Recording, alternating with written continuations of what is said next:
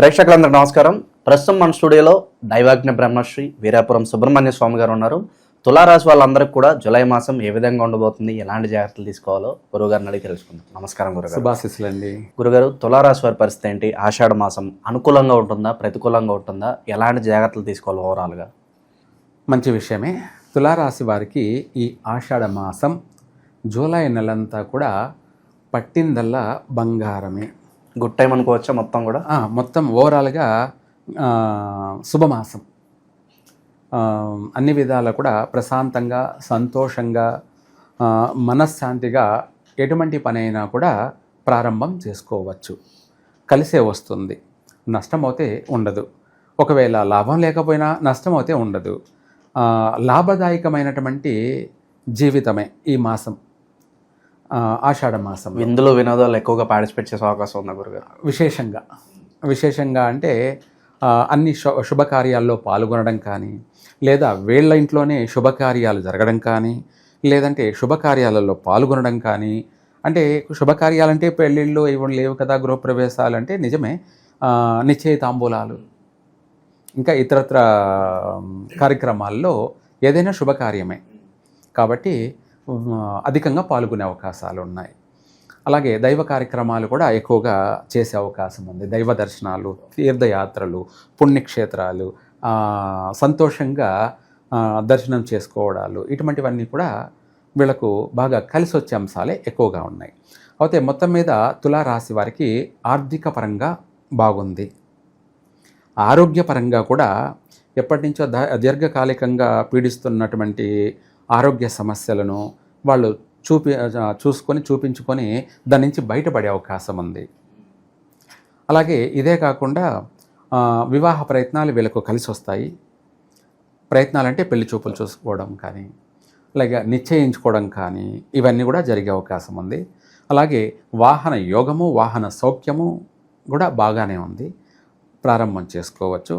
దీంతోపాటు వాళ్ళ స్తోమతను బట్టి ఏ వ్యాపారం చేసినా కూడా కలిసి వచ్చే అవకాశమే ఉంది. చిన్న వ్యాపారమా, మధ్యస్థమైనటువంటి వ్యాపారమా, లేదా పెద్ద వ్యాపారమా, ఏదైనా సరే కళ్ళు మూసుకొని ప్రారంభం చేయొచ్చు. ఓకే. సొంత ఇంటి కల నెరవేరడానికి ఎంత సమయం పట్టవచ్చు అంటారు గురుగారు వీళ్ళకి? తులారాశి వాళ్ళకి ఈ మాసంలోనే సొంత ఇంటి కల నెరవేరే అవకాశం కూడా ఉంది, ప్రయత్నపూర్వకంగా చేస్తే కనుక. వాస్తవంగా కొనే యోగం ఉంది. కలిసి వచ్చే అవకాశాలు కూడా ఉన్నాయి. అనేక విధాలు కూడా కలిసి వచ్చే అవకాశమే ఉంది. కొంటారు కూడాను. ఎందుకంటే ఈ రాశి వాళ్ళకి అనే కాకుండా అందరికీ కూడా ఒక అవగాహన ఏమని, ప్రతి నెల ఈఎంఐ కడుతున్నాం అంటే సంవత్సరాల తరబడి కడుతూ వస్తున్నాము.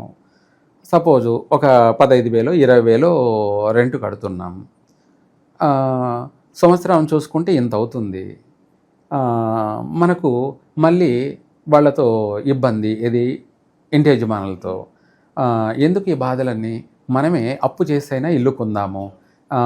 అప్పు చేసైనా అంటే మన దగ్గర సుగం ఉంది, ఇంకో కొంత లోన్కి వెళ్ళిపోదాం అని చెప్పేసి లోన్కి వెళ్ళే ప్రయత్నం చేస్తారు. అది కూడా సక్సెస్ అవుతుంది.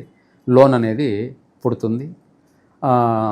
పుట్టిన వెంటనే ఇల్లు కొనే అవకాశము ఉంది. ఇల్లు కొంటారు కూడా. అదేదో ఆ రెంట్ కట్టేదానికి బదులు ఇంకో 10,000 20,000 ఎక్స్ట్రా వేసుకొని నెలకు ఈఎంఐ కట్టుకుంటూ పోతూ ఉంటారు. వాళ్ళకు ఒక సంతృప్తి కలుగుతుంది. ఏమని, మాకు సొంత ఇల్లు ఉంది, మాకు స్వగృహం ఉంది అని చెప్పేసి కష్టపడుతూ నెల ఈఎంఐ ఏదో ఇట్లా రెంటు, ఇంట్లో ఖర్చులు తగ్గించుకొని నెల సరి ఆ ఈఎంఐ కట్టుకుంటూ వాళ్ళు కాస్త వాళ్ళకి ఒక జీవితానికి సంబంధించి ఒక ప్రశాంతమైనటువంటి మనశ్శాంతి అనేది కలుగుతుందన్నమాట. మంచి ఫలితాలు ఎక్కువగా ఉన్నప్పుడే మనకు శత్రువులు ఎక్కువగా ఉంటూ ఉంటారు గురుగారు. వాళ్ళతో ఏ విధంగా ఉండాలి? సో వాస్తవంగా చెప్పాలంటే మంచి ఫలితాలు ఎక్కువగా ఉన్నప్పుడు శత్రువులు ఎక్కువ కావడం కాదు. మంచి ఫలితాలు అన్నప్పుడు వాస్తవంగా చెప్పాలంటే శత్రువులు కూడా మంచి వాళ్ళే అవుతారు. టైం బాగుంటే పగోడు కూడా మనోడే అంటారు. అవును. మన టైం బాగుండింది అనుకో, పగోడు కూడా మనోడే. దాంట్లో శత్రువులు ఎక్కువేం కారు. టైం బాగలేనప్పుడు ఇంట్లోనే శత్రువులు తయారవుతారు. బయట శత్రువులు అవసరం లేదు. ఇంట్లోనే భార్యే శత్రువు అవుతుంది, లేకపోతే అన్నదమ్ముళ్ళే శత్రువులు అవుతారు, తల్లిదండ్రులే శత్రువులు అవుతారు, కూతుర్లే శత్రువులు అవుతారు. ఇలా ఉంటాయి. అంతే మనకు శుభమాసము గ్రహాలు అనుకూలంగా ఉన్నాయి అంటే ఇంకా తిరుగులేదన్నమాట.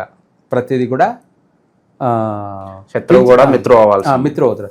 పిలిచి పిల్లనివ్వడం, లేదనుకో మనం బాధలో ఉన్నామంటే ఎందుకు బాధపడుతున్నావు అని చెప్పి, ఏదో కావాలంటే నా దగ్గర ఇంత ఉంది తీసుకో, నీ దగ్గర ఉన్నప్పుడు ఇవ్వు, నీ దగ్గర ఉంటే బ్యాంకులో ఉన్నట్టే అన్నంత ఇచ్చేవాడు మనకు ఒక నమ్మకాన్ని కలగజేస్తాడు.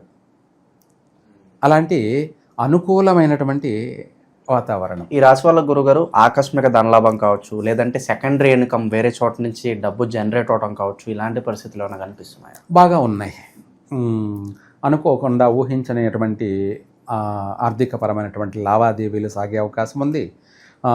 ఏ విధంగానైనా సరే వీళ్ళు ప్రయత్నించే సర్వ విధాలు కూడా వీళ్లకు యోగమైన జీవితం అని చెప్పాలి. ప్రతిదీ కూడా కలిసి వచ్చే అంశాలే ఎక్కువగా ఉన్నాయి.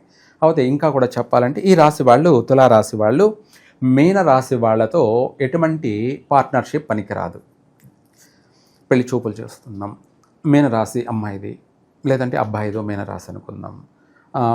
ఈ రాశి వాళ్ళు ఎవరికి? తులారాశి వాళ్ళకి. ఆ మీనరాశి వాళ్ళను చేసుకోకూడదు. చేసుకున్నట్టయితే మెడకు చుట్టుకున్న పాములాగా, అంటే ఏ రోజైనా కాటేక తప్పదు అన్నట్టుగా ఉంటుంది. అందుకనేసి ఈ తులారాశి వాళ్ళు మీనరాశి వాళ్ళతోటి ఎటువంటి పార్ట్నర్షిప్ పనికిరాదు. అలాగే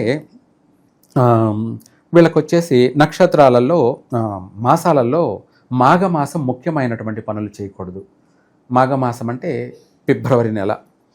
ఈ తులారాశి వాళ్ళు ప్రతి సంవత్సరం కూడా మాఘమాసాల్లో, అంటే శివరాత్రి నెల పండగెళ్ళిన తర్వాత శివరాత్రి నెలలో ఎటువంటి ఇంపార్టెంట్ పనులు చేయకూడదు. కలిసి రాదు, నష్టాలే జరిగే అవకాశం ఉంది. సర్వ విధాల, అన్ని విధాలు కూడా, ఆర్థిక పరంగా కావచ్చు, ఆరోగ్యపరంగా కావచ్చు, చుట్టూ సంఘంతో కావచ్చు, కుటుంబ సభ్యులతో కావచ్చు, వ్యాపార పరంగా కావచ్చు, అనేకమైనటువంటి సమస్యలు అనేది ఏదో ఒక రూపంలో నష్టం వాటిలతో వచ్చే అవకాశం ఉంది. కాబట్టి ఇంపార్టెంట్ పనులు మనం చేయాల్సింది ఉంటే అది పోస్ట్ పోన్ చేసుకోవడం మంచిది తులారాశి వాళ్ళు. తర్వాత ఈ రాశి వాళ్ళు చవితి, నవమి, చతుర్దశి ఈ తిథులందు ఇంపార్టెంట్ పనులు చేయకూడదు. ఇవి ఘాతు తిథులు. తులారాశి వాళ్ళకి ఈ తిథులు కలిసి రావన్నమాట. ఇంపార్టెంట్ పనులు ఏమైనా ఉంటే ఈ తిథుల్లో చేయకూడదు. మిగతా తిథుల్లో, మిగతా రోజుల్లో చేసుకోవచ్చు. అలా ఈ తిథుల్లో చేసినట్టయితే నష్టపోయేది వాళ్ళే. అవి కూడా మనము అంటే అనుభవం అంటే మనకు ఎప్పుడు ఏం జరుగుతుంది, ఎప్పుడు ఏం జరిగింది, వీటన్నిటిని కూడా మనము రీసెర్చ్ చేయాలి. అనుభవపూర్వకంగా అంటారు. వాటిని గమనించాలి, ప్రతి వ్యక్తి కూడా గమనించాలి. ఎందుకు అలా గమనించడం అంటే సమయానుకూలంగా మనం నష్టపోకుండా, తెలివైన వాడు తప్పించుకు తిరుగువాడు ధన్యుడు సుమి అని తాను తప్పించుకోవడం, తన కుటుంబాన్ని కూడా కాపాడుకోవడం అవుతాడనమాట. అంతే కదా, తను బాగుండేదే కావాలనేది మనం సలహా ఇవ్వడం. దాన్ని తను ఎలా రిసీవ్ చేసుకుంటాడు అన్నది మనం చెప్పలేం. మంచి అవుతే రిసీవ్ చేసుకో, చెడు అవుతే వదిలేసేయి. అంతే. మంచి అవుతే రిసీవ్ చేసుకో, చెడు అనిపిస్తే దాన్ని వదిలేసేయి. అంతే. ఇది వీళ్ళ యొక్క కర్తవ్యం. ఓవరాల్గా విశేషంగా ఈ ఆషాఢ మాసంలో ఎలాంటి పరిహారాలు చేసుకోవచ్చు గురుగారు? పరిహారాలు అంత అవసరం లేదు. ఇంకా కూడా బాగుండడం కోసం, మెరుగైనటువంటి ఇది అనుకున్న పని సక్సెస్ కావడం కోసం ఈ రాశి వాళ్ళు తైలం అంటే మన నువ్వుల నూనెను దానం చేయడం. శనివారం రోజు తైలాన్ని దానం చేయడం వల్ల వీళ్లకు ప్రతి విషయాల్లో, ప్రతి రంగంలో కూడా తొందరగా అభివృద్ధి చెందడానికి అవకాశం ఉంటుంది. ఓవరాల్గా ఈ రాశి వాళ్ళందరికీ జూలై మాసంలో ఏ విధంగా ఉంటుంది, ఎలాంటి జాగ్రత్తలు తీసుకోవాలి, అద్భుతంగా వివరించారు. ధన్యవాదాలు. సర్వే జన సుఖినో భవంతు.